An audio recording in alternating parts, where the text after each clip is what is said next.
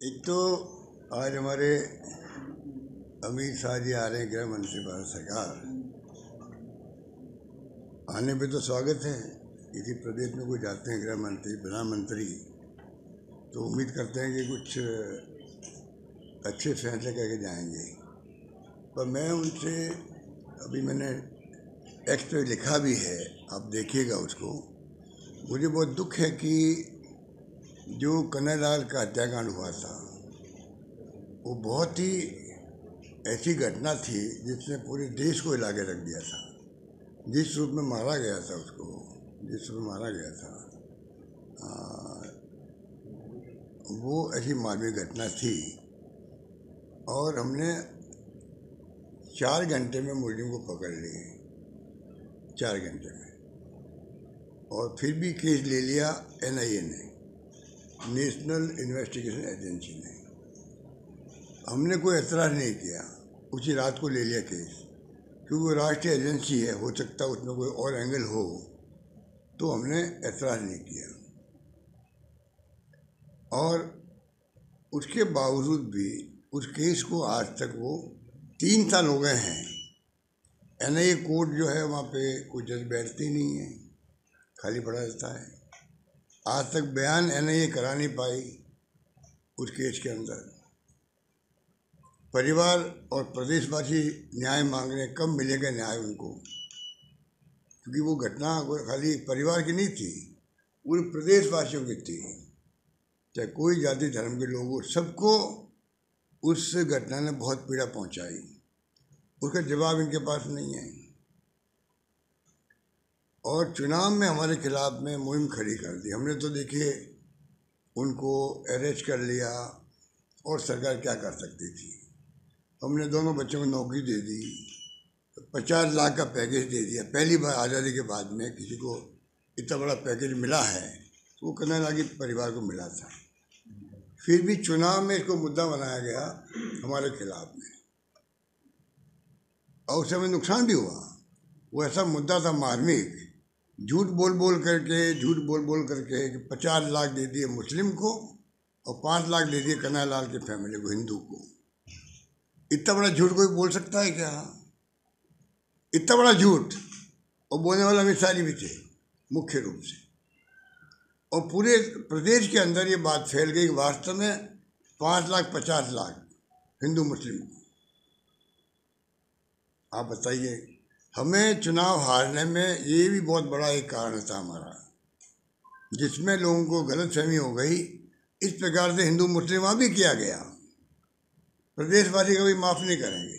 अब मैं पूछना चाहता हूँ अमित शाह जी से, कृपा करके आप राजस्थान पधारे हैं, आपका स्वागत है, पर कम से कम आज अपनी मीटिंगों में इसको प्रदेशवासियों को जवाब दें, भाई वास्तव में ये घटना क्यों नहीं अभी तक सजा हुई? इन लोगों को सजा क्यों नहीं हुई आज तक? हो सकता राजस्थान सरकार इसको देखती, SOG देखती, ATS देखती, हो सकता आज तक उनको सजा हो जाती, चाहे वो आजीवन हो या फांसी की सजा हो, कुछ भी हो, तो सजा होके रहती। इतना बड़ा केस था वो। सब काम छोड़ के मैं खुद गया वहाँ पर, दौरे मेरे ख़त्म करके गया, चीफ सेक्रेटरी गए, DG पुलिस गए, विश्वास दिला दिया वहाँ उदयपुर की जनता को कि सरकार पूरी गंभीर है। इसलिए कोई हिंदू मुस्लिम का वहाँ पर तनाव नहीं हुआ। ये हमने किया उस वक्त में। पूरे देश में की तारीफ हुई मीडिया के अंदर भी। और ये लोग BJP वाले उस वक्त भी चले गए हैदराबाद के अंदर। इनकी कोई मीटिंग थी हैदराबाद के अंदर, इनको कोई चिंता नहीं उदयपुर में कहीं आग लग सकती है, इतनी बड़ी घटना हुई है। सब नेता चले गए। बताइए, गुलाब सिंह कटारिया वहाँ के MLA है, चले गए सब लोग। तो कहने का मतलब है कि इतना बड़ा गंभीर केस था, पूरे देश में उसकी बहुत ही बड़ी प्रतिक्रिया हुई। उसके लिए भी इनका ये अप्रोच है देश के अंदर। बताइए आप, ये मुझे तो कहना था आपको कि कृपा करके आप भी पूछिए अमित शाह जी से, आज वो पब्लिक को बताए न्याय कब मिलेगा कन्हैयालाल के परिवार को और प्रदेशवासियों को। ये मैं पूछना चाहता हूँ।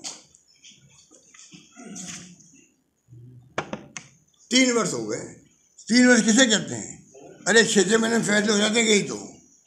कई ऐसे केस होते हैं आज तक कि 3-3 महीने में 6-6 महीने फैसले हुए हैं, लोग फांसी की सजा हो जाती है, आजीवन कारावास हो जाती है। इस केस के अंदर आप बता दीजिए कुछ भी नहीं हो रहा है। एक तो केस ये था। दूसरा जो है, आज आर्टिकल आया है मुख्यमंत्री महोदय का, आर्टिकल आया, अच्छी बात है। 5 साल बनाम 1.5 साल कीर्तिमान स्थगित कर रहे हैं। पूरे प्रदेशवासी और प्रदेश के गांव में तो ऐसी सरकार का निकम्मापन, नाकारापन मैंने कभी नहीं सुना किसी सरकार का।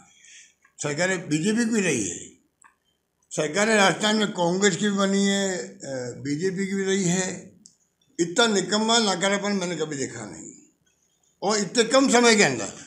आप बताइए 3 साल बाद में सरकार के बारे में लोग प्रतिक्रिया देते हैं, काम नहीं हो रहे हमारे, करप्शन बहुत है, सुनवाई नहीं हो रही है, किसके पास जाएं, सब बातें बोलते हैं लोग 3 साल के बाद में। यही सरकार ऐसी है, 6 महीने में लोग समझ पड़ गया। पूत का पग पालने में होते ना, वो कहावत चरितार्थ हुई है तो राजस्थान में हुई है। पर ये क्या हो गया, हमने ये क्या कर दिया है। चुनाव तो सरकार चली गई पहले वाली कांग्रेस की, तो नई सरकार में ये क्या हो रहा, किसके पास जाएं। वो सरकार के मुखिया का दावा करे तो मैं बार बार कहता हूँ ये उनका बहुत बड़ा एक प्रकार से साहस है, हिम्मत है कि वो ये मुकाबला कर रहे हैं। और आज ही जिस अखबार में आर्टिकल लिखा गया, कम से कम सीएमओ को चाहिए था, डीपीआई को चाहिए था, मैंने ही कर दिया। आज तो उनके खिलाफ न्यूज़ नहीं आती। आज भास्कर के अंदर आर्टिकल भी आ रहा है और मुख्यमंत्री के दावे को खोखला साबित कर रहे हैं वो। ऐसी ऐसी घटनाएं आज आई है उसके अंदर कानून। और आज तो मुझे बहुत दुख हो रहा है। एक मैंने अभी देखा वीडियो तो मैं आपके सामने नहीं दिखा सकता हूँ, इतना खतरनाक है वो। पर पता नहीं प्रदेश में हो क्या रहा है, प्रदेश में क्या हो रहा है भाई, ये चिंता का होना चाहिए प्रदेशवासियों के लिए। दलित लड़के को पूरा नंगा करके किडनैप करके अलवर से बूंदी लिया गया, नैरमा में पूरा नंगा किया गया इसको। और वीडियो आप हम देख नहीं सकते हैं। अगर वीडियो को देखें तो पता नहीं क्या दिमाग में उसके रिएक्शन पैदा हो। इतना खतरनाक वीडियो है ये। मैंने मेरी लाइफ के अंदर ऐसा वीडियो पहली बार देखा है जिसमें इस प्रकार से हिम्मत कर रहा है लोग कि किडनैप भी कर ले, पूरा नंगा करे पूरा, और उसका वीडियो बनाए और घर वालों को भेज दे उसको। इतनी हिम्मत जिस प्रदेश में हो जाए, आप बताइए उस प्रदेश का क्या हाल होगा। चिंता लग गई है। पूरा नंगा करके पूरा वीडियो आ रहा है, वीडियो को देख नहीं सकता उसको। ये 1.5 साल बनाम 5 साल है। अब 1.5 साल में ये घटना होने लग गई है तो 5 साल आते आते पता नहीं क्या होगा इस प्रदेश के अंदर। ये चिंता का विषय होना चाहिए प्रदेशवासियों के लिए। अगर आप ये वीडियो YouTube पर देख रहे हैं तो हमारे चैनल को सब्सक्राइब कर बेल आइकन दबाएं, और Facebook पर देख रहे हैं तो हमारे पेज को लाइक करें।